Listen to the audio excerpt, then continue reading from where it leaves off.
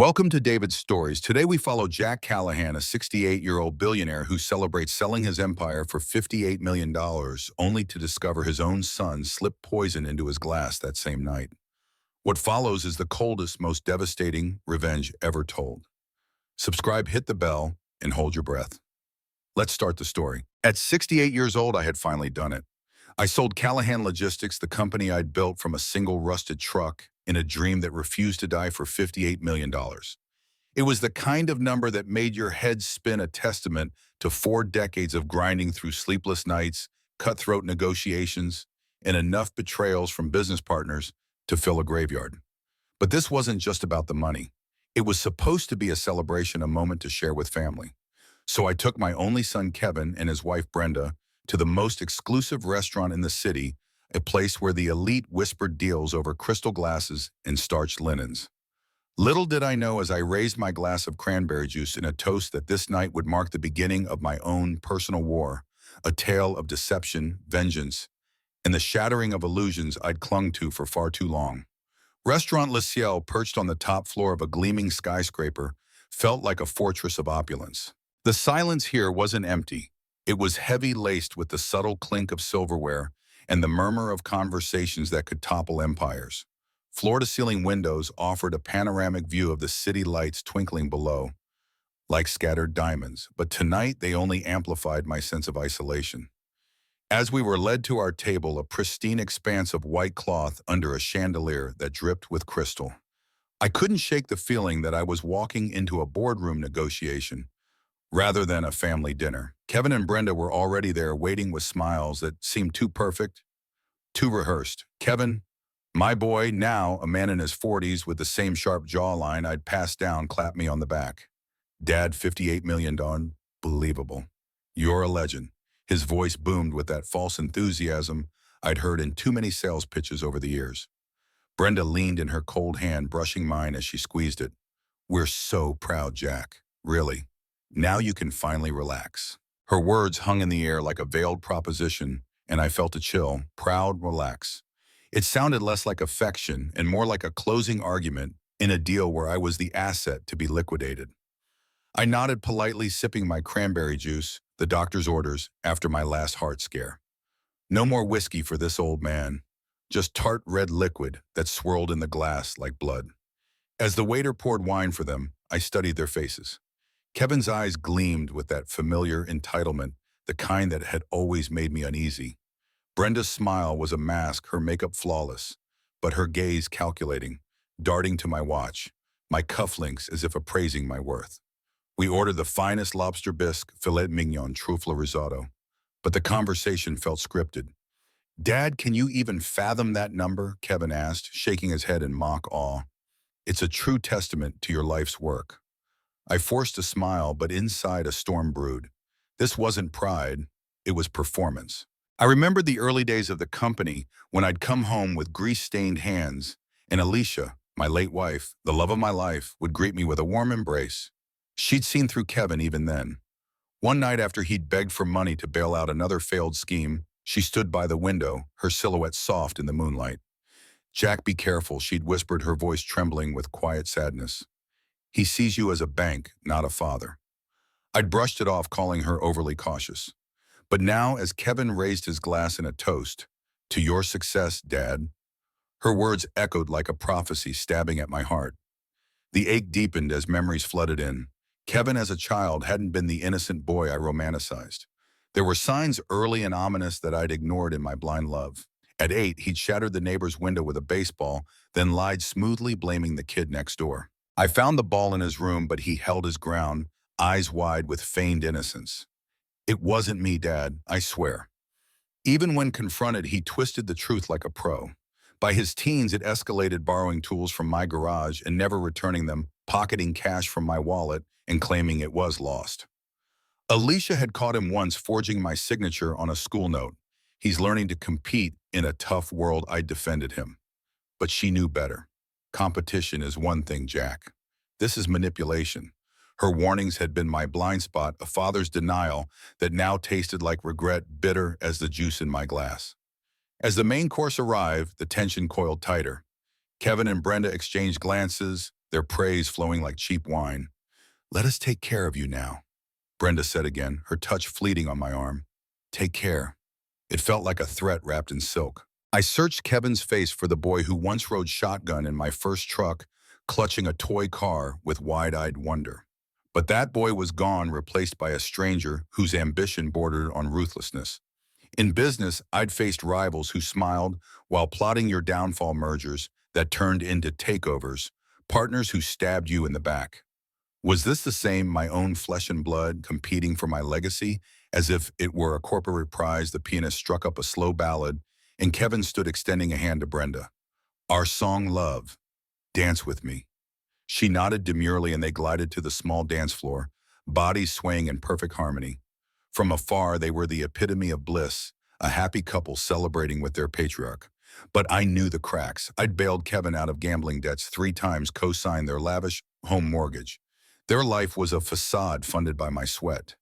As I watched, a surge of emotion hit me, anger mixed with profound sorrow. How had my son become this? Was it my fault, pouring everything into the company and neglecting the home front? Alicia's voice whispered in my mind, "You built an empire, Jack. But empires fall if the foundation is weak." I turned back to my juice, swirling it absent-mindedly. The deep red liquid caught the light, casting eerie shadows on the tablecloth. My heart, still strong but vulnerable, pounded a warning. The doctor's words rang. "No more risks, Jack. You're not invincible." I intended to live long, to enjoy what I'd built.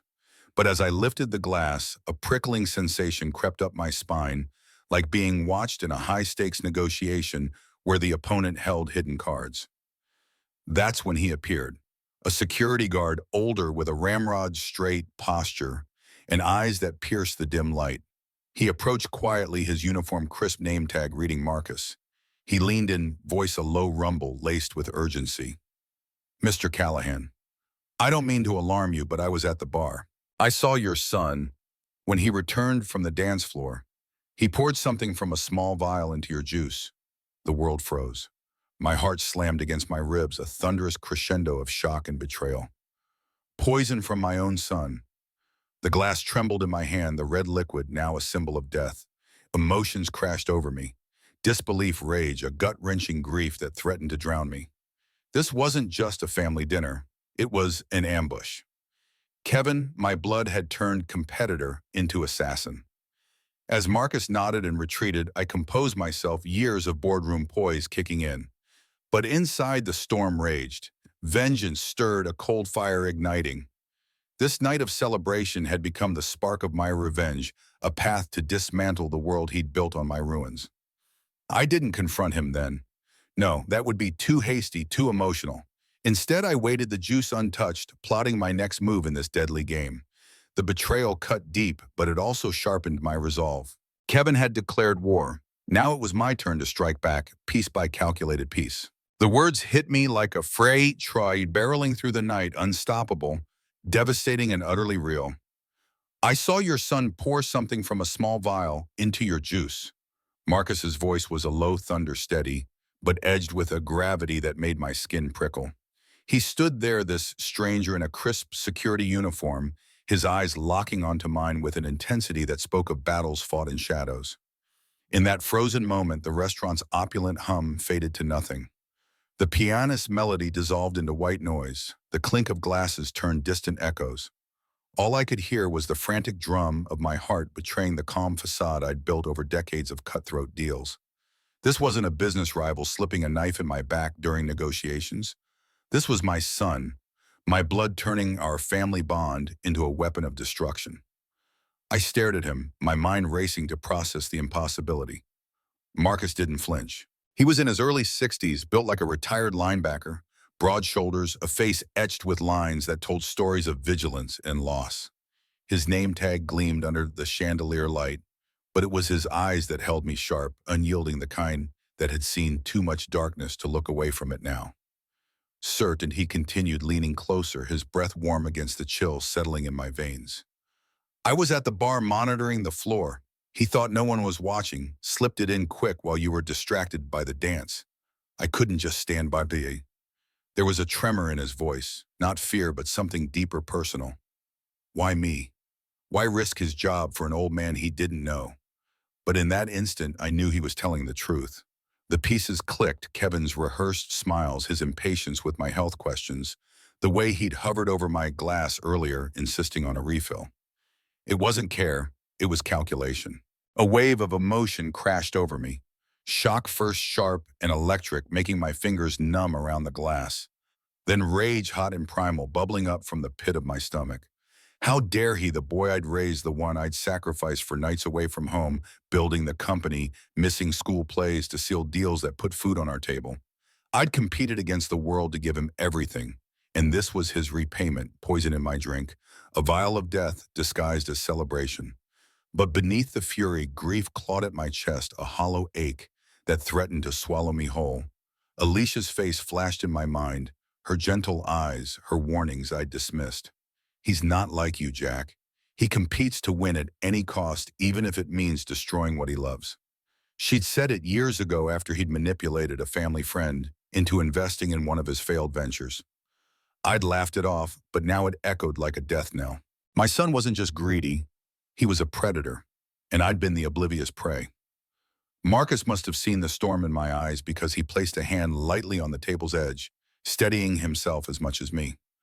"I've seen this before," he murmured, his voice dropping to a confessional whisper. "Not here, but in my own life." He paused, glancing toward the dance floor where Kevin and Brenda swayed obliviously, their laughter a mocking counterpoint to the nightmare unfolding. My daughter Sarah, she was only 32, engaged to a man who seemed perfect, ambitious, charming, but he had debt secrets. One night at a family dinner much like this, he slipped something into her wine, antifreeze masked as a sweetener. She died in agony, thinking it was a heart attack. The police called it natural causes at first. I was a cop back then, retired now, but I dug until I found the truth. He got life, but it cost me everything, my marriage, my faith in people. His words hung heavy, laced with a raw pain that mirrored my own. Marcus wasn't just a guard, he was a survivor, haunted by ghosts. "I couldn't save her," he said, his jaw tightening, "but maybe I can save you. Don't drink it, Mr. Callahan, and whatever you do next, make it count."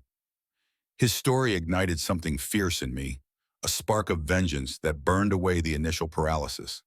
This wasn't random. It was fate's twisted intervention. Marcus had become my unexpected ally in this war, a man forged in loss, now handing me the first weapon. I nodded, a silent pact forming between us.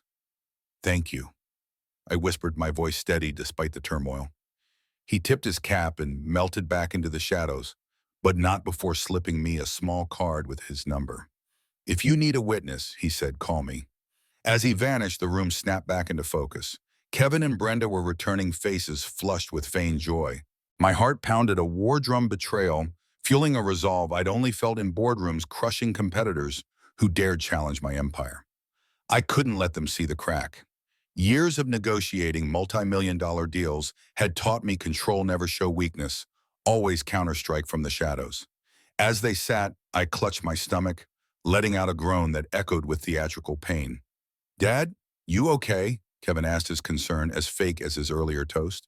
I shook my head, voice rasping. "Stomach? Acting up. Old issue.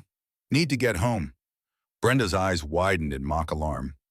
"Oh, Jack, let us drive you, or call a doctor." "No, I thought you won't get another chance." "Uber's outside," I muttered, waving them off. As I stood, my hand accidentally knocked the glass. Red juice spilled across the white cloth like spilled blood, a poetic omen. "Clumsy me," I said, grabbing the napkin to dab at it, feeling the damp fabric heavy with evidence. Under the table's edge, I folded it quickly and pocketed it, my heart racing with the thrill of the heist. This scrap of cloth was my ace-proof of their treachery. They fussed, calling a waiter, but I didn't wait. I turned and walked away, legs steady despite the inner quake. Outside, the cool night air slapped my face, sharpening my senses. In the Uber, I clutched the napkin, the cranberry scent cloying, a reminder of the near miss. But as the city blurred past, my mind shifted to them. Unbeknownst to me then, but pieced together later, from whispers and regrets, Kevin and Brenda were in their car, laughing triumphantly. "It worked," Kevin had crowed, slamming the steering wheel in glee. "The old man's finally cracking. That vial perfect. By morning, it'll look like a heart attack. $58 million ours. Brenda leaned back, eyes gleaming with competitive fire. We earned it. All those years playing nice, paying off his scraps. Now we win. Their words imagined but rooted in the truth I'd uncover fueled my fire. They saw me as a rival to eliminate a stepping stone in their greedy climb. But they underestimated me, the man who'd built an empire from nothing, outmaneuvering sharks far deadlier than them. As the car sped on, vengeance coalesced into a plan. No police, no scandal to tarnish Alicia's memory. I dismantled them piece by piece, using their own ambition against them. Marcus's card burned in my pocket, a lifeline, a promise of justice. The night had turned me from father to avenger, and the game was just beginning. Little did they know the poison they had meant for me would become the venom in my strike. The Uber dropped me off a few blocks from home, vanishing into the stream of late-night traffic like a ghost I no longer needed.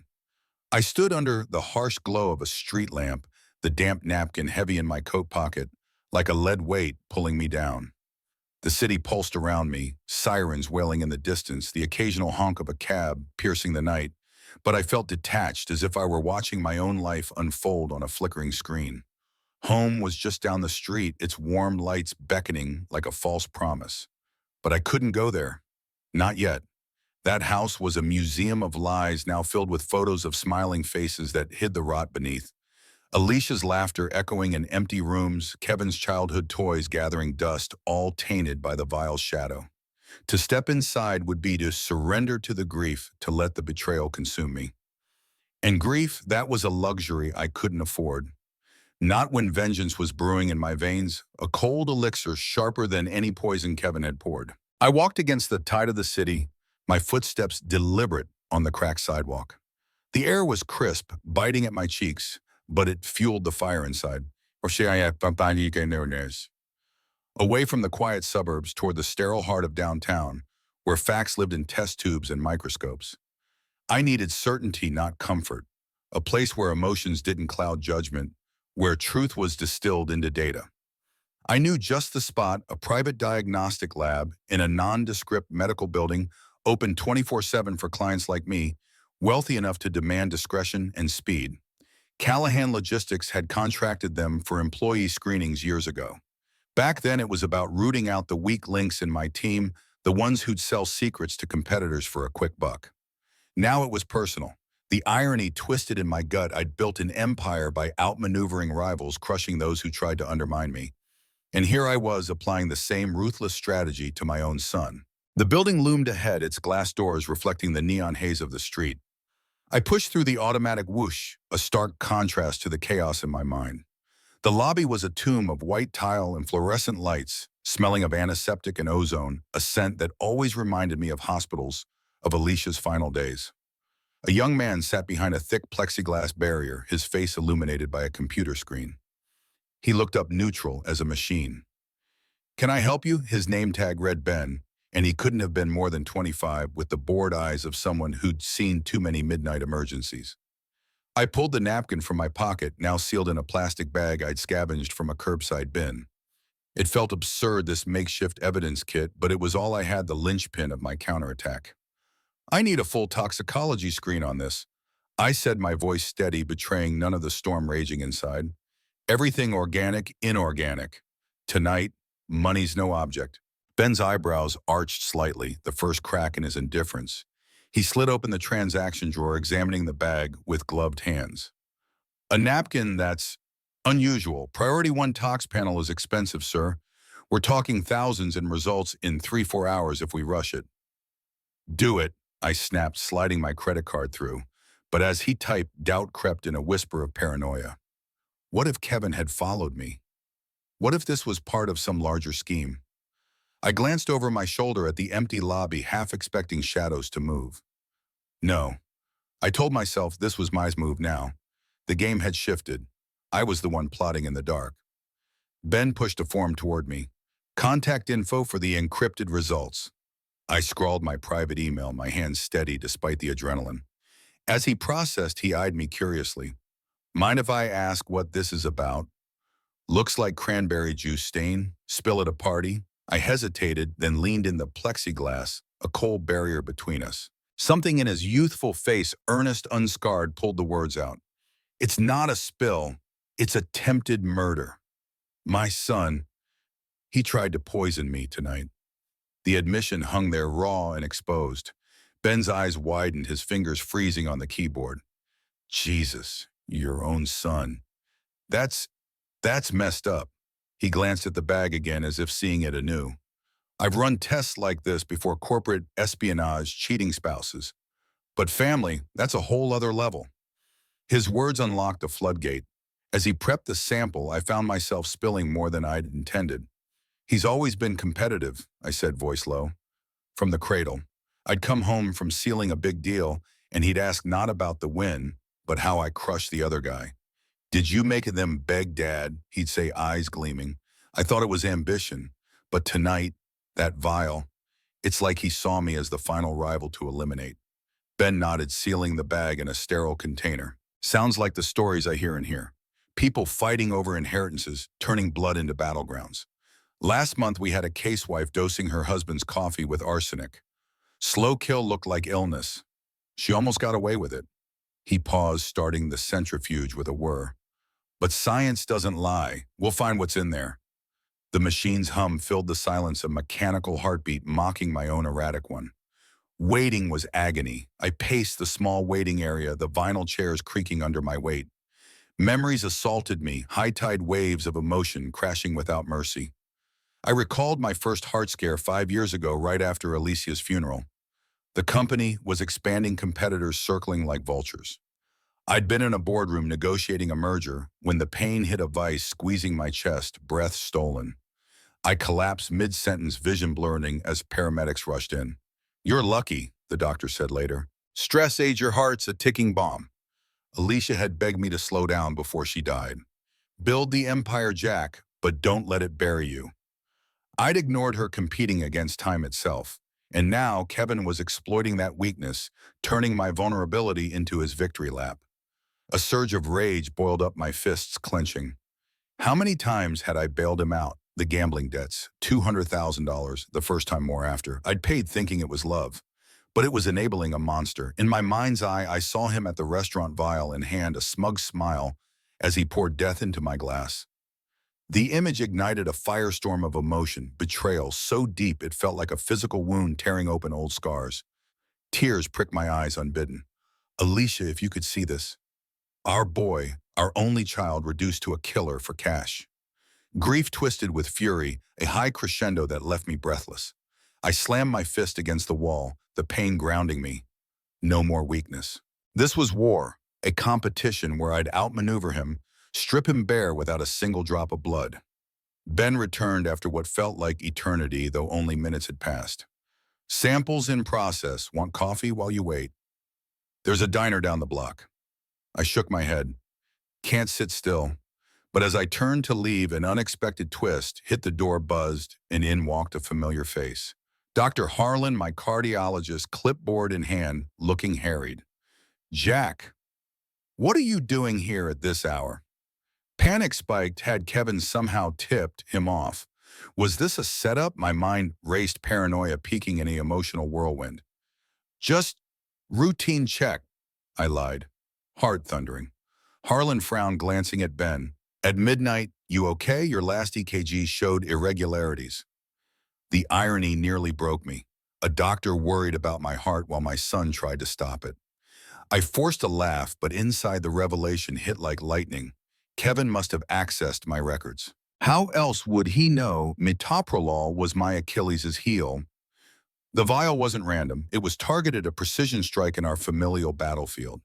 Emotion crested again, disgust at his cunning, a father's shattered pride. I'm fine, I said, brushing past him. But as I stepped into the night, the encounter fueled my resolve. No police. That would be too public, too merciful. I'd compete on my terms, turning his secrets against him. The diner was a relic stuck in the 70s, with formica counters and a jukebox humming old tunes. I ordered black coffee, staring into its depths like a scrying pool. My mind worked methodically, piecing together the plan. First confirm the poison, then dismantle. I imagined Kevin's face when he realized I'd survived, not just lived, but thrived building a trap from his own greed. The thought brought a dark satisfaction, a competitive thrill I hadn't felt since crushing a rival firm in '95. But beneath it, sorrow lingered, a quiet dirge for the family lost. Hours ticked by, the diner filling with night owls, a weary trucker, a couple whispering secrets. My phone buzzed once, a text from Kevin. "Dad, you okay? Worried sick." The hypocrisy ignited another emotional peak, rage so pure it blinded me momentarily. I typed back, "Fine, indigestion, talk tomorrow." Let him stew in his false victory. Finally, the email arrived, a sterile subject line, the report attached. My hands shook as I opened it. Substance detected: metoprolol tartrate. Concentration: 2,500 mg, 100 mmol. The summary hit like a gut punch, lethal for my condition, mimicking a natural heart attack. Proof undeniable. Emotion overwhelmed me, a crescendo of triumph mixed with despair. Tears fell onto the screen as I grieved the son I'd lost. But from the ashes rose vengeance, cold and calculated.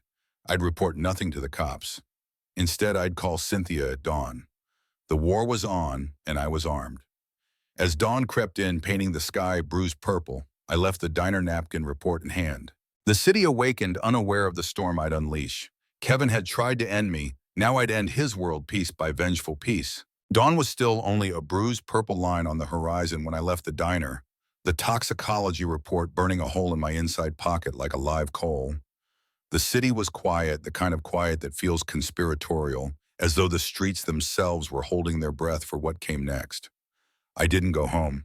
I went straight to the one person on earth I trusted with the rest of my life and with the end of my son's. Cynthia Walsh. I had known her since the day she was born, a screaming red-faced bundle in David Walsh's proud arms. David had been my partner in the impossible early years of Callahan Logistics, two stubborn Irishmen with one borrowed truck and a conviction that the world owed us nothing but a chance. While other men were buying starter homes, David and I were sleeping in the wet, eating cold sandwiches and outbidding bigger fleets by sheer nerve. When Cynthia came along, David carried her photo in his wallet, the way soldiers carry letters from home.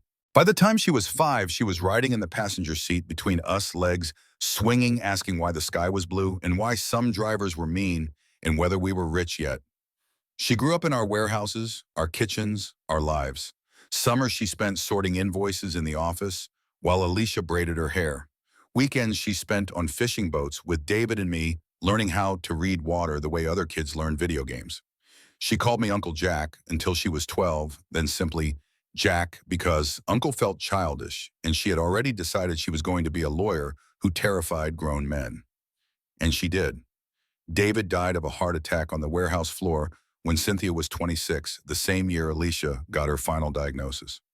I held his hand while the medics worked on him, and when they stopped, I promised him 2 things: I would take care of his little girl, and I would never let the company he helped build fall into the wrong hands. I had kept the first promise better than the second.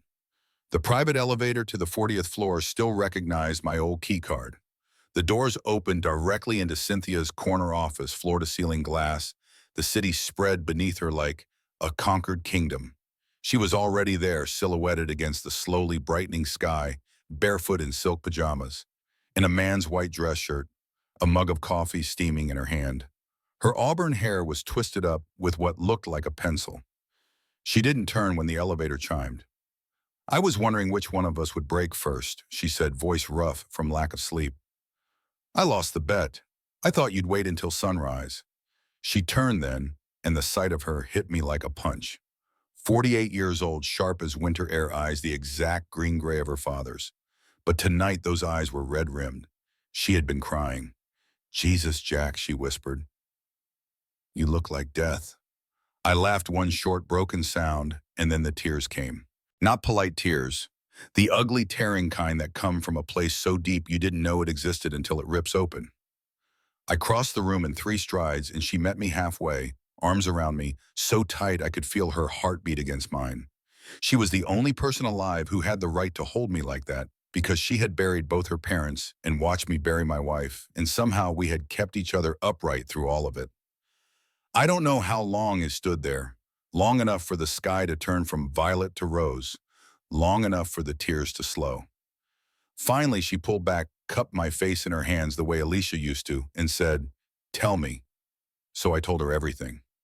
The restaurant, Marcus, the vial, the spilled juice, the napkin, the lab report, every cold clinical detail. And between the details, the memories: Kevin at 8 lying about the broken window, Kevin at 15 forging my signature, Kevin at 35 asking how soon the will would be updated after Alicia died. I laid it all bare, voice cracking, until the last piece, the metoprolol dosage designed to look exactly like the heart attack I was already at risk for, fell into place. When I finished, the sun was fully up, painting the office gold. Cynthia hadn't moved. She stood frozen, coffee forgotten and cold in her hand, tears tracking silently down her cheeks. "That son of a bitch," she said at last, so quietly I barely heard it. Then louder, a hiss of pure fury. "That son of a bitch finally did it." She knew. Of course she knew. She had watched Kevin grow up too.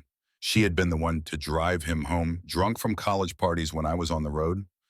She had been the one he called when he needed money for the first gambling debt, swearing her to secrecy. She had watched him court and marry Brenda. Beautiful, ambitious Brenda, who looked at our family like a balance sheet. Cynthia had tried to warn me gently over late-night whiskey after board meetings. "He's not wired like us, Jack." David used to say Kevin had ice where his heart should be. I had defended him. Every time. Now the defense was ashes in my mouth. Cynthia set the mug down with deliberate care, walked to her desk and opened the bottom drawer. She pulled out a bottle of Lafroig, David's favorite, and 2 glasses, poured 2 fingers each, handed me one. "We're not calling the DA," she said. It wasn't a question. "No," I answered. "Prison's too quick, too public. I want him to feel it, Cynthia, all of it, the way I'm feeling it now." She nodded once slow. "Then we do it my way. Quiet, surgical, permanent." She opened her laptop, fingers already flying. "I have a team, ex-FBI, ex-IRS, a couple of hackers who owe me favors. Ghost. By tonight, they'll be inside every account, every email, every camera Kevin and Brenda have ever touched. We map their lives down to the brand of toothpaste. Then we decide where to cut." She looked up, and for the first time I saw the predator she kept leashed beneath the silk and the Harvard polish. "But first, Jack, are you sure once we start this, there's no undoing it? He's still your son." The question hung between us like a blade. I thought of the vial, of the lab report, of Alicia's voice in my head the night she died, whispering, "Promise me you'll protect what we built, Jack." All of it. I thought of Cynthia at 16, standing between her father's basket and me, clutching my hand so hard her nails drew blood, whispering, "Don't leave me too." I looked at her now, this fierce, brilliant woman who had chosen me as her family, when biology took hers away, and felt something lock into place inside my chest, hard and final. "He stopped being my son the moment he poured that poison," I said. "You're the only child I have left." The words broke something open in both of us. She made a sound, half sob, half battle cry, and crossed the room again, pressing her forehead to mine. "I love you, old man," she whispered. "I love you too, kid." We stood like that until the city fully woke beneath us. Then we got to work. She poured another drink. I laid the lab report on her desk like a declaration of war. She opened a new file titled simply K&B, Phase 1, and began typing orders to her team. By the time the sun was high, the machine was in motion. Investigators deployed, accounts frozen in all but name. Every dark corner of Kevin and Brenda's life about to be flooded with light. And in the quiet of that 40th floor office, 2 people who had lost everything else to death and betrayal looked at each other and made a silent vow. We would not lose this war. We would take everything they valued, everything they thought was already theirs, and we would do it so cleanly, so completely, that when the end came, they would beg for prison. Because some betrayals cannot be forgiven. Some poisons have no antidote but vengeance. And Cynthia Walsh, my daughter, in every way that mattered, was the sharpest blade I had ever held. The week after the poison began with a lie so perfect, it almost felt like truth. I woke each morning in the big house that suddenly felt too large, too quiet, and I rehearsed the role I had chosen: the aging father who had narrowly escaped a health scare, now softened by mortality, eager to put his affairs in order. Every breath I took was deliberate, every word measured.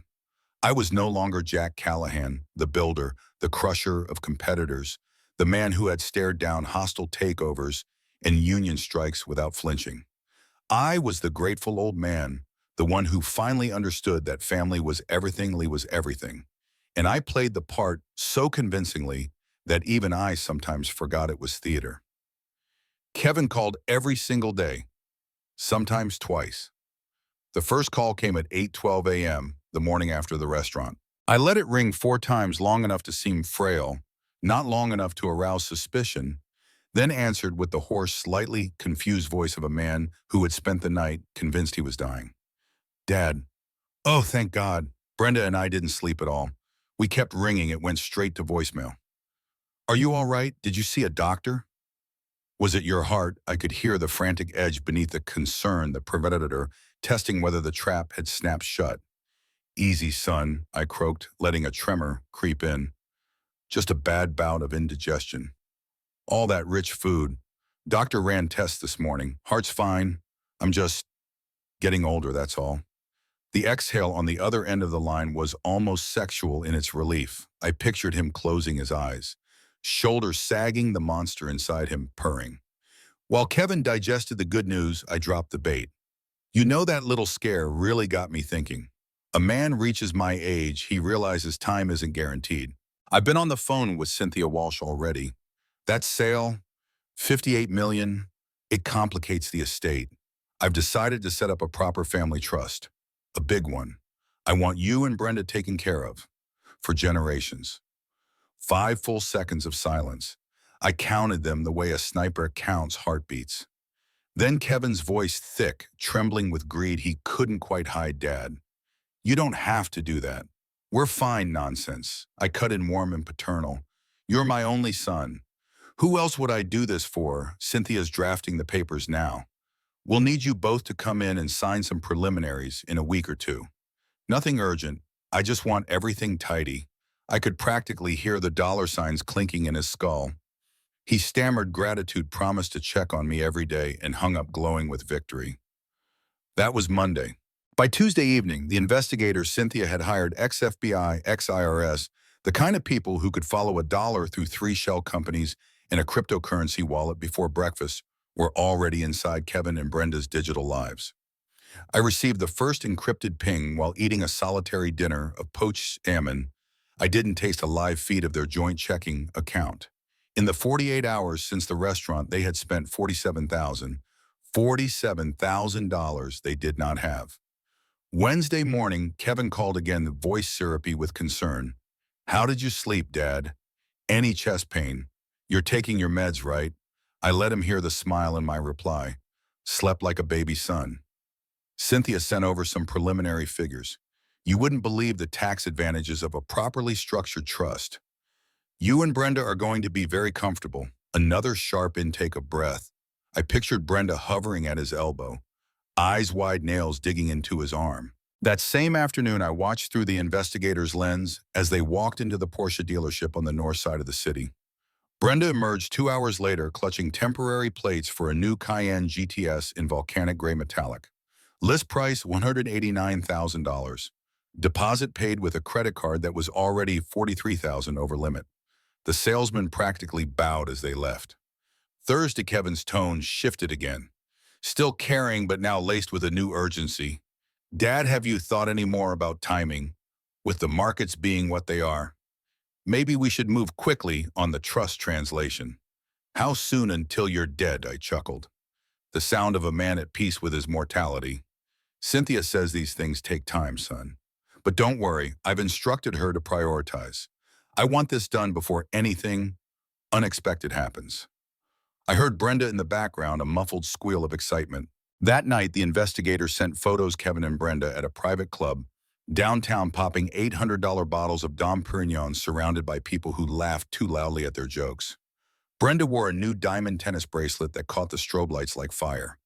Kevin raised a toast to family in the future, and the entire table cheered. One of the investigators zoomed in on his phone screen as he angled it for a selfie.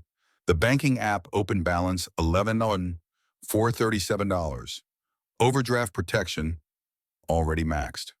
Friday morning, I received a short video clip. Kevin in their marble kitchen at 3 a.m. alone, shirtless, pacing like a caged animal. He opened the refrigerator, stared inside, closed it without taking anything. Then he punched the sub-zero door so hard the impact echoed. He stood there afterward, forehead pressed to the cold steel shoulders shaking, not with sobs with rage that the heart attack had not come. I watched it 3 times. Each viewing carved something deeper into me. The boy I had carried on my shoulders was gone. In his place was a cornered beast, frantic, dangerous, and utterly convinced the prize was hours away. Friday afternoon, Brenda called her first solo performance. Her voice dripped honey and worry. Jack Kevin's beside himself. He feels terrible that you were sick on such a special night. We just want you to know we love you so much. Whatever you need, day or night, you call us, okay? I closed my eyes and saw Alicia's paintings on my walls, the ones Brenda had secretly photographed to sell off the moment I was cold. I swallowed the bile and answered softly, "That means the world to me, sweetheart." Actually, I was looking at some old family photos last night, thinking about your mother's art collection. Maybe it's time to get it appraised properly, for the trust you know. So everything is fair. A sharp intake of breath on her end, greed and panic colliding. Oh, yes, of course. I'd be happy to help with that, Jack. I've always loved Alicia's taste. I'll bet you have. Saturday, they threw a party. The investigators sent drone footage, their sprawling backyard, lit with string lights, a catered spread that cost more than most people's monthly mortgage. 50 guests, maybe more. Kevin stood on a chair at midnight, champagne flute, raised shouting, "To new beginnings, in the strongest family bond there is," the crowd roared approval. Brenda clung to his arm, radiant, in a backless dress that probably cost 5 figures, laughing like a woman who had already inherited the world. I watched the footage on my study monitor, while the house around me lay dark and silent. The contrast was a physical pain in my chest, their reckless joy against my calculated grief. At 2:17 a.m., Kevin stepped away from the party, walked to the edge of the pool, and made a call. The audio was crystal clear. "It's definitely happening," he whispered, voice trembling with exhilaration. "He's setting up the trust. Cynthia Walsh is drafting everything. A week, maybe 2, then it's ours. All of it." The person on the other end, a loan shark, I later learned, laughed. "You sure the old man's not stringing you along? He almost died the other night," Kevin hissed. "I saw it in his face. He's terrified. He wants to get it locked in before the next attack hits." A pause.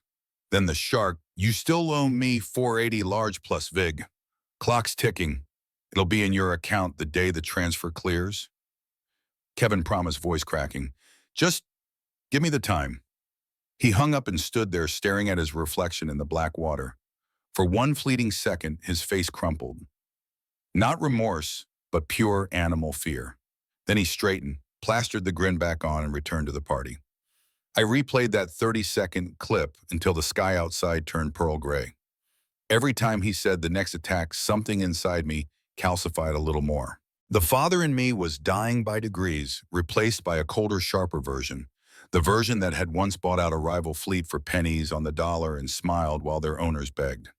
Sunday morning, Kevin called one final time, voice gentle, loving, absolutely lethal. "Dad, Brenda and I were talking. Why don't you come stay with us for a few days? We have the guest wing. We'll take care of everything, meals, meds, whatever you need. You shouldn't be alone in that big house." Translation: "We need you under our roof so we can finish the job." Let the silence stretch just long enough for him to sweat. "That's sweet, son," I said at last, voice cracking with manufactured emotion. "Maybe after the signing, I just want everything official first. For your peace of mind." He couldn't hide the hunger anymore. "Of course, Dad. Whatever makes you comfortable." I hung up and stared at the phone for a long time. 7 days, 7 phone calls, 7 performances on both sides of the line. They spent themselves into oblivion, certain the finish line was in sight. I watched every dollar burn, every false smile, every toast to my imminent death. And with every scene the investigators fed me, the trap tightened, the noose cinched, the stage was set. By Sunday night, the first full report was ready, financial, digital, and personal. Cynthia's email arrived at 11:47 p.m. Subject line: "They're broke. They're desperate. They're yours. I opened the attachment and began to read. The week of fake love was over. The week of real consequences was about to begin. The first report arrived on the 8th night, exactly 1 week after the poison. I was sitting alone in the study, the room where Alicia used to read to me while I worked late, the room where Kevin once sat on my lap and traced the routes on my old paper maps with a sticky finger. The house was dark except for the green glow of the desk lamp and the blue pulse of the laptop screen. Outside, winter rain lashed the windows like accusations. The email from Cynthia had no subject line, only an attachment stamped with a 16-digit encryption key. I typed it in with fingers that hadn't stopped trembling since the restaurant. The file opened, and my world cracked open with it. Page 1 was a single line in bold 72-point font. Total verified liabilities, $340,000 USD. Current liquid assets, 11,437 years USD. Foreclosure initiated 31 days. I stared at those numbers until they burned into my retinas. $2,340,000. More debt than I had in the bank when I started Callahan Logistics with one broken down Kenworth and a handshake from David Walsh. I scrolled. Credit card statements cascaded across the screen like a house of cards collapsing in slow motion. American Express Black, $214,000. Visa Infinite, $187,000. A dozen others, each maxed, each carrying interest rates that would make a loan shark blush. Private loans from names I recognized, men I had once refused to do business with because their eyes were too dead. A second mortgage on the house I had gifted them as a wedding present. A third mortgage they had taken out without my knowledge. Repossession notices for 2 leased cars that were 3 payments behind. Jewelry, watches, handbags, private jet memberships, a wine cellar that cost more than most people's homes. Every line was a betrayal. Every zero another twist of the knife. I kept scrolling, and the knife went deeper. There was a photograph grainy taken from a traffic camera of Kevin at 2:14 a.m. 2 weeks ago, standing outside a nondescript brick building in the warehouse district.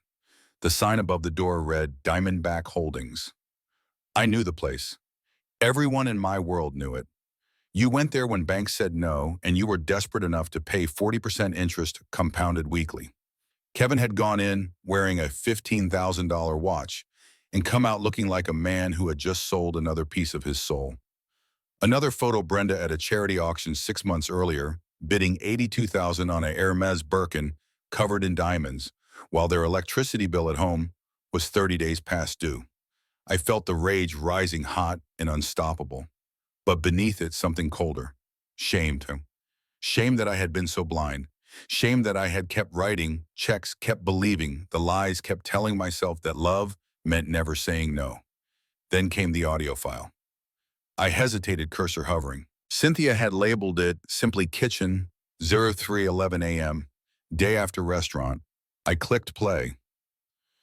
Kevin's voice, first hoarse, frantic. It should have worked, damn it. The dosage was perfect. I checked his records myself. He should be dead by now. Brenda colder, more controlled. He's not, which means he suspects nothing or he suspects everything. Either way, we're out of time. Marco called again. They're sending someone to the house tomorrow if we don't pay at least 100 large. Kevin laughed a sick, broken sound. 100 large. We don't have $100. The Cayenne payment bounced yesterday. The bank called about the second mortgage. If the old man doesn't die soon, then we make him die, Brenda cut in, voice like ice. We tried subtle. Next time we do it in his sleep. Pillow, overdose, Karuro, whatever it takes. Silence on the tape for 7 full seconds. Then Kevin quieter. He's still my father. Brenda's reply was immediate, venomous. He's a walking ATM that forgot the PIN. And we're broke, Kevin. Broke. Do you want to lose everything? The house, the cars? Do you want Marco's people breaking your knees in front of our friends? Another silence. Then Kevin, barely a whisper. No, I stopped the recording. My hand was over my mouth, but no sound came out. The room spun. I tasted blood. I had bitten my tongue so hard it bled. $2,340,000 in debt. My son and his wife planning my murder in the kitchen. I had paid for over granite counters I had gifted them while drinking wine from a cellar I had stocked. I stood up so fast the chair rolled back and crashed into the bookshelf. Books tumbled, old ledgers, photographs, a framed picture of Kevin at 10 years old, holding his first fishing rod, grinning like the sun rose just for him. I picked up the frame and hurled it across the room. Glass exploded against the fireplace. The smiling child in the photograph stared up at me from the wreckage, and something inside me shattered with it. I don't know how long I stood there, chest heaving, tears cutting tracks through the stubble on my cheeks. Long enough for the rain to stop and the sky to pale toward morning. When I could breathe again, I opened the next section of the report. Bank records showed transfers, small ones at first, then larger, from an account I had set up for Kevin's business ventures over the years. Hundreds of thousands of dollars siphoned away, laundered through fake consulting fees and shell companies. My own money used to dig the hole deeper. There was a timeline every time I had bailed him out, every loan I had forgiven, every generous gesture, wedding gift, down payment on the house, the trust fund I had topped up every birthday. Each act of love marked on the chart like a stab wound. And at the bottom, in Cynthia's handwriting, scanned and attached as an image, they didn't just want your money, Jack. They needed it to survive. You weren't a father to them, you were oxygen, and they were suffocating. I closed the laptop. The silence that followed was the loudest sound I had ever heard. I walked to the window and looked out at the manicured lawn, the infinity pool, the guest house Kevin had once begged for so his friends could crash in style.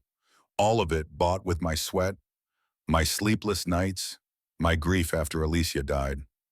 I thought of the vial again, small, elegant, lethal. I thought of the way Kevin had raised his glass that night and said, "To your health, Dad," while death sat invisible in my cranberry juice. I thought of the boy in the broken photograph on the floor. And then I did something I hadn't done since the night Alicia died. I sank to my knees and cried, not for the money, not even for the murder attempt, but for the child I had lost long before he ever picked up that vial, for the father I had failed to be, for the family that had never truly existed outside my desperate hope. When the storm passed, I was empty, hollowed out. But in that emptiness, something new took root, cold, hard, unbreakable. I opened the laptop again and typed a single line to Cynthia, send the second team. I want everything. Leave nothing. Then I stood up, stepped over the broken glass and went to the safe behind Alicia's portrait. Inside was the original copy of my will, the one Kevin had asked about so many times. I took it out along with a fresh folder labeled Alicia Callahan Foundation. I sat down at the desk and began to write. By the time the sun rose fully, the first strokes of their destruction were already in motion. $2,340,000 in debt. They thought that was their biggest problem. They had no idea the real debt had only just begun to be collected. And I was the collector. The second report came 4 nights later, and it did not arrive as a file.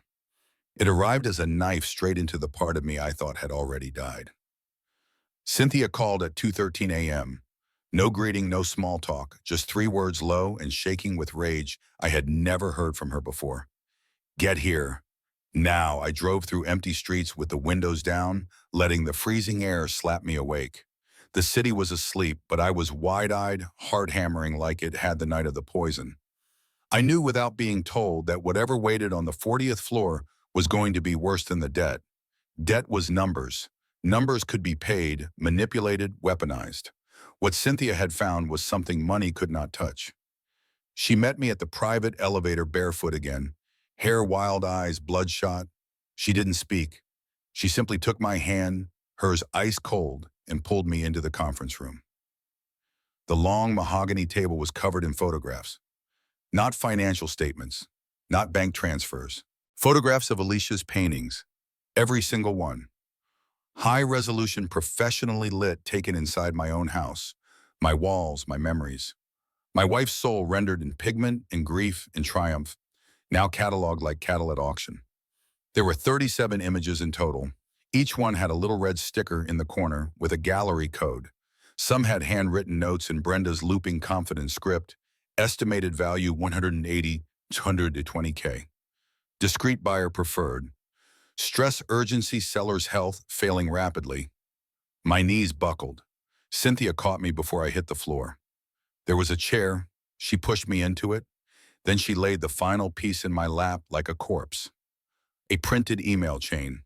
Brenda to 3 different New York galleries, one in Chicago, one in London. Subject lines that turned my blood to dry ice. Post-war American collection. Private sale, motivated seller, Jack Callahan estate. Immediate disposition required, confidential health, decline terminal, need fast close. The emails were signed at Brenda Callahan, executrix and daughter-in-law. I read them 3 times before the meaning fully sank in. They weren't waiting for me to die. They had already started selling Alicia's memory as if I were already in the ground. Cynthia's voice came from very far away. There's audio too. Do you want it? I couldn't speak. I nodded. She pressed play on her laptop. Brenda's voice, cultured, mournful, perfect for a funeral. Yes, my father-in-law's decline has been sudden and heartbreaking. The doctors give him weeks, perhaps days. Jack has asked me personally to handle the disposition of my late mother-in-law's collection. Alicia was a passionate collector, as I'm sure you know. He wants the pieces to find homes where they'll be cherished, but quietly. No auction house publicity. The family is private, a pause. The soft sound of a lie being swallowed. We're looking for discreet buyers who understand the sensitivity. Cash offers preferred. We need to move quickly for obvious reasons. The gallery owner's reply was eager, almost salivating. I stopped the recording. I was on my feet without realizing I had stood. I walked to the windows and stared down at the city 40 floors below. The lights blurred into streaks of gold and red. I felt the scream building in my chest, an animal sound I didn't know I was capable of. I didn't let it out. Instead, I turned back to the table and picked up the photograph of the first painting Alicia and I ever bought together. A small, violent, abstract blues and oranges exploding across the canvas. We were 27 broke, living in a 1-bedroom walk-up. We paid for it in 5 installments of 80 each. The artist was unknown, the gallery. A hole in the wall in Soho. Alicia carried it home on the subway, pressed against her chest like a child. That night, she hung it over our sagging couch and whispered, "There, that's the first piece of the life we're going to build, Jack. That's our future, screaming in color." I looked at the red sticker, now glued to the corner, lot 0001, S to 45 of 60K. $45 to $60,000 for the night we promised each other the world. I moved to the next photograph. The serene seascape Alicia bought the week she was declared cancer-free after her first brutal round of chemo. She sat in front of it for hours, tears running, silently whispering, "This is what peace feels like, after war, red sticker lot, 012, S to $280, 320K. Note in Brenda's handwriting. Emotional attachment low, seller eager. I made it through 12 photographs before my legs gave out again. Cynthia was there instantly, arms around me, holding me up the way she had at David's funeral, at Alicia's funeral, at every moment when the world tried to break me. I buried my face in her shoulder, and the dam finally shattered. These were not investments. They were not assets. They were Alicia's heartbeat on canvas. Every brushstroke was a hospital night. I held her hand while poison dripped into her veins to kill the cancer before it killed her. Every color was a victory or a defeat in our 39 years of war against the universe. They were the only children that we had left after Kevin turned into whatever he had become. And Brenda, my daughter-in-law, the woman I had welcomed into my home with open arms, had walked through my hallways with her phone camera pricing Alicia's soul while asking if I needed more tea, more pillows, more anything to make my final days comfortable. I wept until there was nothing left but dry, wrenching sobs. When I could speak again, my voice was raw. "How many galleries?" 7 so far, Cynthia said quietly. She's been cultivating relationships for 18 months. Some of the directors have already flown in to view the collection in person. She told them I was emotionally fragile and that you were not always lucid. She scheduled private viewings for next week after the funeral. That hasn't happened yet. I laughed then, a terrible cracked sound. "She's good," I rasped. "She's very, very good." Cynthia's eyes were green fire. "She's a ghoul." I looked back at the table at the neat rows of Alicia's life reduced to lots and estimates. Something inside me shifted, not rage this time, but a cold, clean clarity. The kind of clarity I used to feel in a boardroom when I knew I had my opponent exactly where I wanted him. I picked up the photograph of the seascape, Alicia's piece, and turned it over. On the back in her handwriting, faded but still legible, for Jack, so we never forget what coming home feels like. Forever. And I traced the letters with a trembling finger. Then I laid the photo gently back on the table and said the words that sealed their fate. Cancel the viewings, I told Cynthia. All of them. Quietly. Tell the galleries the seller has decided to donate the entire collection to a new foundation in memory of his late wife. Effective immediately. Then move every painting to secure storage under the foundation's name. Cynthia didn't ask if I was sure. She simply nodded. I looked at the sea of red stickers one last time. Brenda wants to sell Alicia's soul, I said softly. Fine, let her try, but she's about to discover that some things have a price no money on earth can pay. I turned away from the table. Behind me, Cynthia began making calls. By sunrise, every gallery had received the same polite, devastating email. Regret to inform you, the Alicia Callahan collection is no longer available for private sale. The works have been transferred in perpetuity to the newly established Alicia Callahan Foundation for Emerging Artists in Wildlife Conservation. Trespass or further solicitation will be considered harassment of a charitable trust and prosecuted accordingly. I stood at the window and watched the city wake up, coffee in one hand, the toxicology report in the other. 2 reports now. One proved they tried to murder my body. The second proved they were already dancing on my grave and selling my wife's memory for pocket change. There would not be a third warning, only the final reckoning. And when it came, Brenda would look into my eyes and understand too late that some legacies are not inherited. They are avenged. The final report did not arrive by email. It arrived in a plain manila envelope, slid under my study door at 4:03 a.m., exactly 2 weeks after the night of the poison. No note, no signature, just a single post-it stuck to the front in Cynthia's handwriting. Read it alone, then burn it. I locked the door, poured 2 fingers of Lafroig. I had no intention of drinking, and opened the envelope with hands that had finally stopped shaking. Inside were 3 things. First, a forged medical power of attorney, my signature reproduced so perfectly it made my stomach turn. The date was 6 months old. It gave Kevin and Brenda complete authority to make life or death decisions if I became incapacitated. The notary seal was real bought, Cynthia later discovered, for $25,000 from a crooked clerk in county records. Second, a spiral notebook photocopied page by page. Brenda's handwriting. The cover read simply Jack. Final 6 months. I opened it and felt the floor tilt. It was a calendar, January to June.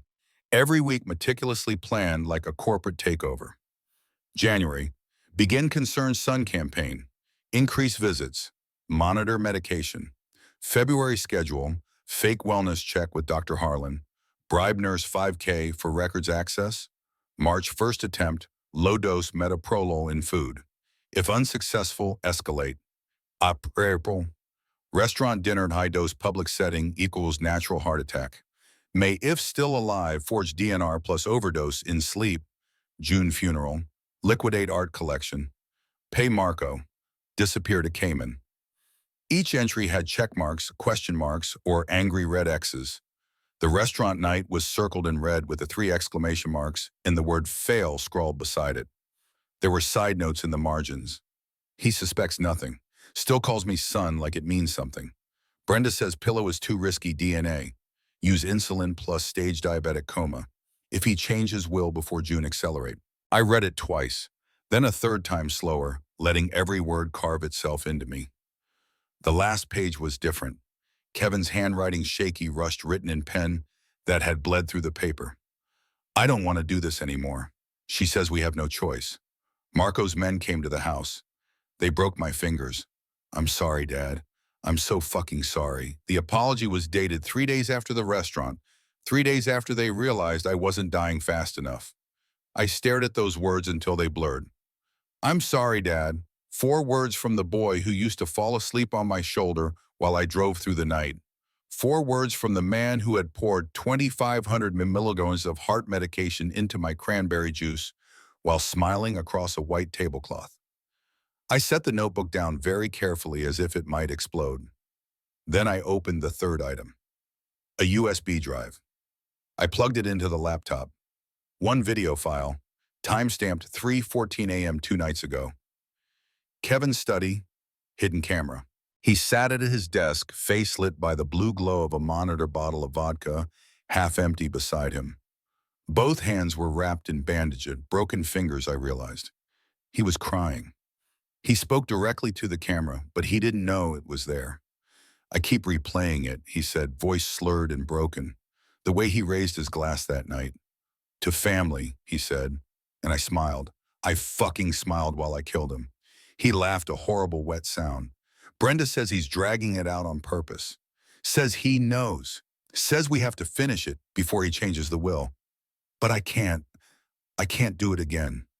I see his face every time I close my eyes. I see Mom's face. God, what did we turn into? He put his head down on the desk and sobbed like a child. The video ended. I sat in the dark for a long time.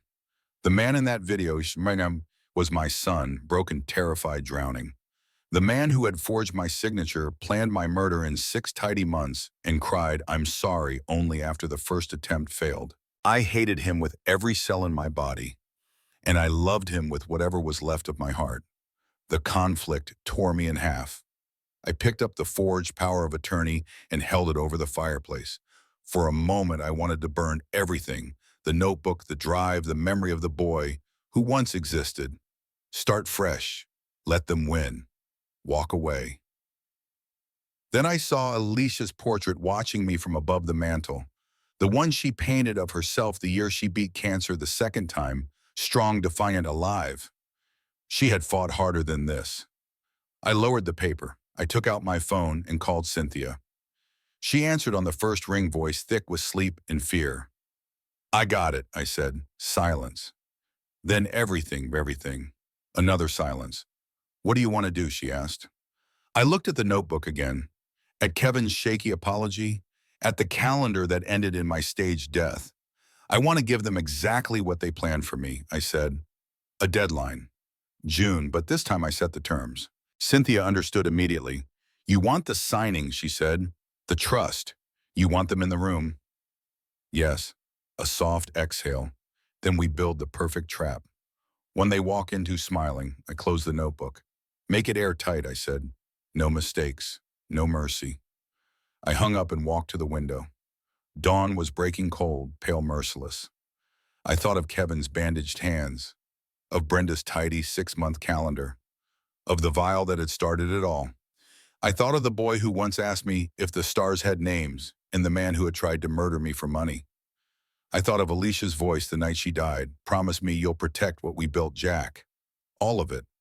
I made her a new promise, whispered to the empty room.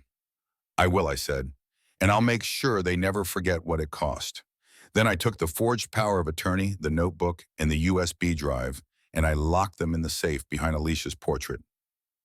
Evidence, not for the police, for the day of reckoning. The final report was complete. The trap was set. All that remained was to wait for them to walk in smiling, eager, certain the old man was finally ready to die.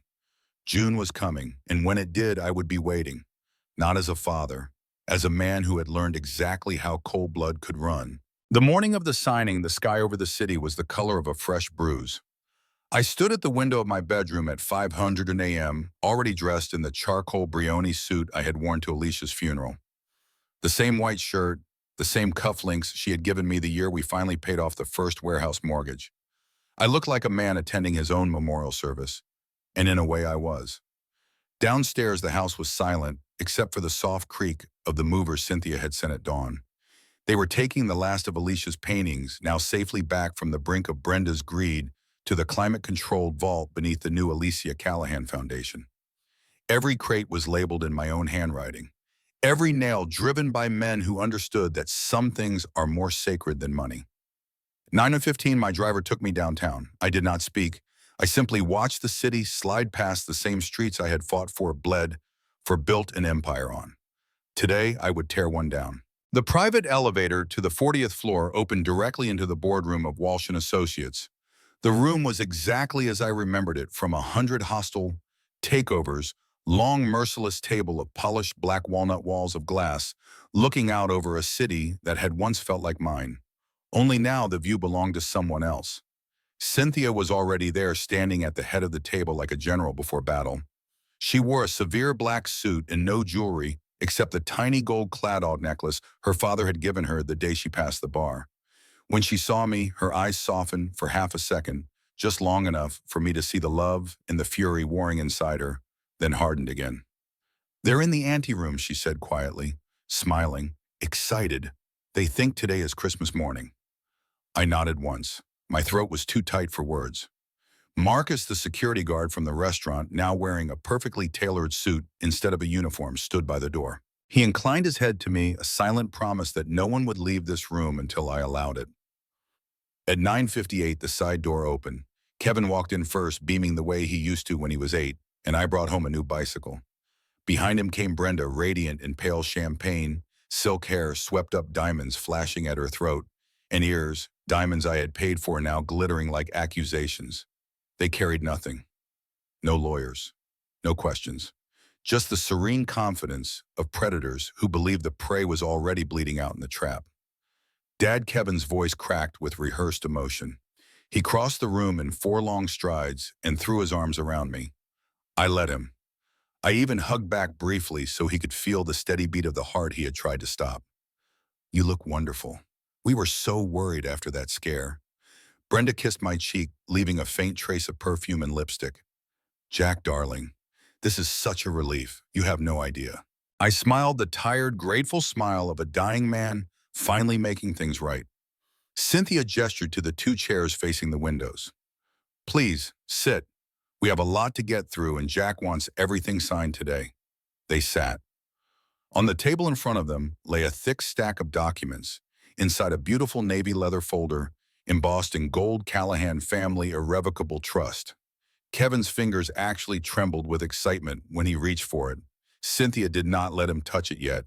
She pressed a small remote. The glass walls frosted over instantly, sealing us in perfect privacy. The only sound was the low hum of the air system and the sudden nervous swallow from Brenda. "Before we begin," Cynthia said, voice smooth as a scalpel, "there are a few preliminary matters." She clicked again. The massive screen behind her lit up. The first image, the toxicology report, metoprolol tartrate, 2,500 milliliters, lethal concentration circled in red. Kevin's smile faltered for the first time. The second image, security footage from Lucille, time-stamped. Kevin at the bar glancing over his shoulder, slipping the vial into my glass. Brenda went very still. Third image, the spilled napkin under black light residue glowing like a crime scene halo. Fourth, the kitchen audio waveform. Brenda's voice crystal clear. "Next time we do it in his sleep. Pillow, overdose. Whatever it takes." Kevin tried to stand. Marcus was behind him in an instant, a gentle but immovable hand on his shoulder pressing him back down. I had not spoken yet. I simply watched them realize the temperature in the room had changed. Cynthia advanced the slide. Bank statements, $2,340,000 in red ink. Another slide, Brenda's emails to galleries, the photographs of Alicia's paintings with price tags. Another, the forged medical power of attorney, my signature traced in Kevin's own hand, expert analysis side by side. Another, the 6-month plan recovered from Brenda's deleted files, a calendar titled Jack Final Timeline. Red X's marking projected dates of my death. The first one, the night of the restaurant, circled and annotated in Brenda's handwriting. Attempt number 1, unsuccessful. I finally spoke. My voice was quiet, almost conversational. "You know what the worst part was?" I asked. They stared at me, pale mouths open, no words coming. "The worst part," I continued, "wasn't the poison. It wasn't the $2 million you stole. It wasn't even watching you price my wife's soul while asking if I wanted more tea." I leaned forward, elbows on the table. "The worst part was realizing that I taught you how to do it." Kevin flinched as if I had struck him. "I taught you how to read a balance sheet, how to spot weakness, how to close a deal without mercy. I just never thought you'd use those lessons on me." Brenda opened her mouth, some plea forming, but Cynthia cut her off with a single raised finger. I stood and walked slowly around the table until I stood behind them. I placed a hand on each of their shoulders lightly, almost affectionately. "Do you know what an irrevocable trust is?" I asked softly. They didn't answer. "It means once it's signed, it can never be undone. Not by you, not by me, not by any court on earth." I nodded to Cynthia. She opened the Navy folder and slid the real documents across the table. Not the trust they were expecting. A single document, 10 pages. Title in bold, Deed of Renunciation and Release. I watched understanding crash over them like cold water. You have two choices, I said. Choice one, you sign this. You renounce any and all claim past, present, or future to any asset, trust, company, foundation, or inheritance connected to me or to Alicia's estate. You walk out of this room with the clothes on your backs and whatever is left in your personal checking accounts after the creditors finish with you tonight. You never contact me again. You never speak my name again. You disappear. Brenda made a small broken sound. Choice two, I continued. We walk out that door right now and hand everything on that screen, every email, every recording, every toxicology report, every forged document to the district attorney. Attempted murder carries 25 to life in this state. And the financial crimes, those are federal. You'll both die in prison. I let the silence stretch until it was unbearable. Kevin found his voice, first hoarse, pleading. Dad, please, we were desperate. The debts, you were desperate. I said, so you decided to murder me for money. Don't dress it up as anything else. Brenda was crying now, mascara running in perfect black rivers. Jack, I swear it was Kevin's idea. Kevin turned on her, furious. You bitch! Marcus stepped forward. They both went still. I leaned down until my mouth was inches from Kevin's ear. You want to know the real reason I'm giving you a choice at all, I whispered. Because somewhere inside you is still the little boy who used to fall asleep on my shoulder in the truck cab while I drove all night to make payroll. I love that boy with everything I had, and I have to believe for my own sanity that killing you in a courtroom wouldn't bring him back. So I'm letting what's left of him go. I straightened. But I will not let you keep 1 cent of what Alicia and I built. Not one painting, not one memory, not one breath. I stepped back. Cynthia placed 2 Mont Blanc pens on the document. The room was so quiet I could hear Brenda's heartbeat, frantic bird-like. Kevin looked at me one last time. I saw the exact moment the last shred of hope died in his eyes. His hand moved first. He picked up the pen, signed. Brenda followed, sobbing so hard the ink smeared. When it was done, Cynthia notarized each page with calm, surgical precision. I took the document, folded it once, and slipped it into my inside pocket right over the heart they had tried to stop. Marcus opened the door. Kevin stood on legs that barely held him. Brenda clung to his arm like a drowning woman. As they reached the threshold, I spoke one final time. Kevin. He turned. I looked at him, really looked for the first time since the restaurant. I saw the lines around his eyes, the tremor in his mouth, the ruin of the man I had failed to raise right. I forgive you, I said. His face crumpled. But I will never forget. Marcus closed the door behind them. I did not watch them leave. I turned to the window instead, watching the city far below the empire I had built, the life I had almost lost. Cynthia came to stand beside me.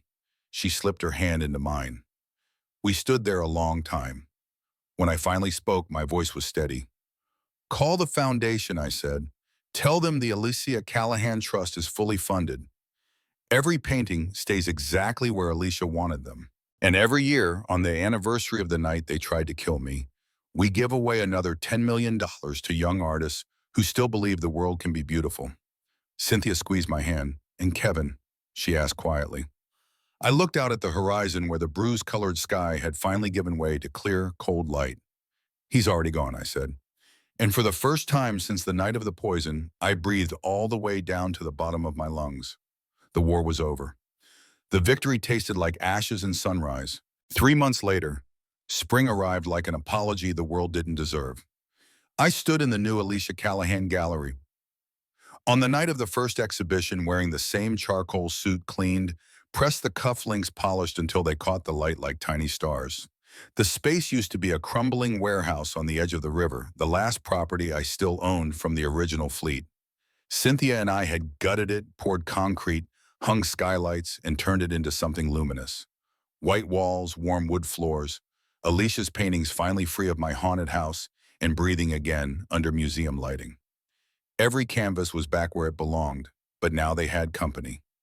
Between the Frankenthaler and the Diebenkorn hung brand new works, raw, urgent, fearless, by 21 young artists who had never been able to afford canvas, let alone rent. Their names were on the wall cards now, not price tags. The foundation paid their stipends, their health insurance, their studio space, $10 million a year every year for as long as the money lasted. And the money would last a very long time. The opening was invitation only, but the invitations had gone to art students, nurses who had cared for Alicia, truck drivers who had worked for me 50 years ago, the night cleaning crew from my old office building, anyone who had ever believed in something bigger than themselves. No collectors, no influencers, no Brenda, no Kevin. I stood near the back wall, half hidden in shadow, watching strangers fall in love with Alicia's paintings the way I once had. A girl no older than 20, paint still under her fingernails, stood in front of After the Storm and cried without shame. An old man in a faded Callahan logistics cap touched the frame of the little abstract we bought broke in Soho and whispered, "Thank you, ma'am," to a woman who had been gone 12 years. I felt the tears rise and let them come. Nobody here knew who I was except Cynthia and Marcus, both keeping watch from opposite corners like quiet guardian angels. At 8:17 p.m., the lights dimmed for the speeches. Cynthia took the small stage unadorned podium. She did not thank donors or sponsors. She simply said, "Tonight is not about money. It is about poison turned into pigment. It is about a woman named Alicia Callahan who believed beauty could outlive grief and a man who loved her enough to prove she was right." She looked straight at me when she said the last part. Then she introduced the surprise I had asked her to keep secret, even from the staff.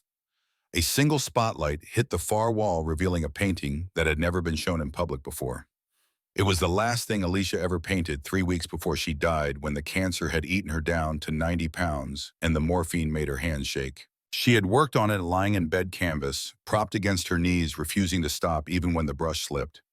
It was chaos and sunrise and goodbye all at once, reds bleeding into gold, violent strokes that somehow resolved into impossible tenderness. On the bottom right corner, in letters so faint only I had ever been allowed to see them, she had written, "For Jack. From the poison they gave me, I made color." Remember that part? I had kept it faced to the wall in my bedroom for 12 years. Tonight it hung in public for the first time. The room went perfectly still. Then the applause began, slow, reverent growing, until it filled the rafters. I could not move. I could not breathe. Cynthia stepped down and came to me. She took my hand and led me through the crowd like a sleepwalker until we stood in front of the painting. Up close, I could see the tremor in every stroke, the places where tears had fallen and mixed with the paint.